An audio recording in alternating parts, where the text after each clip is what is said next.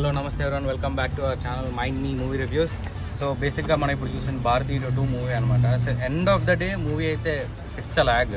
First half అంతా కూడా మనకి కొంచెంసేపు ఎంటర్టైనింగ్గా కూడా అస్సలు లేదు.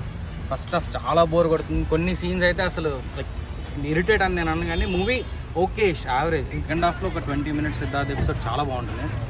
కొంచెం అన్న ఎమోషనల్గా అటెన్షన్ గ్రాప్ చేస్తుంది. లైక్ పాటలు అవి అనిరుద్ధ్ ఎంత బీజం వాయించినా కానీ కమల్ హాసన్ యాక్టింగ్ అయితే లైక్ ఈ ఉలగనాయకన్ అండ్ మనకు ఆ యాక్టింగ్ స్కోప్ ఎంత ఉన్నా కానీ అంత యూటిలైజ్ చేయలేదు అనిపిస్తుంది. మోర్ ఓవర్ వింటే శంకర్ మార్క్ కనబడదు మనకి ఈ మూవీలో. కమర్షియల్ మూవీస్ అన్నింటిలో కూడా లైక్ ప్రీవియస్గా మనం భారతీయుడు 1, శివాజీ ఇలాంటి మూవీస్ చూస్తే కనుక అది ఇందులో కనబడదు. క్లైమాక్స్ కూడా చాలా ఏదో అబ్రప్ట్ కట్లా ఉంటుంది క్లైమాక్స్ ఎండ్ అయ్యేసరికి.